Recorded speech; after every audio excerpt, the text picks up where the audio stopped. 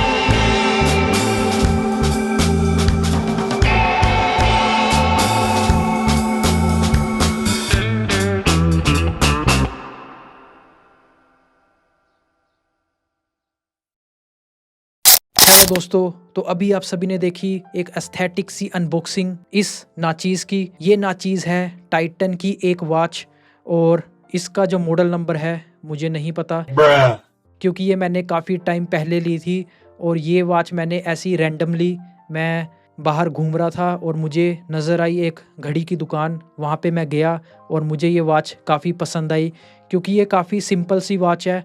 इसमें आप देखोगे जो इसका डायल है वाइट रंग का है, ठीक है, और इसमें आपको कोई भी डेट का फंक्शन नहीं मिलता। और जो इसका आवर और मिनट हैंड है उसमें आपको ऐसा लगेगा कि ल्यूम है, पर इसमें आपको ल्यूम नहीं मिलता, तो रात को आप इसमें टाइम नहीं देख सकते।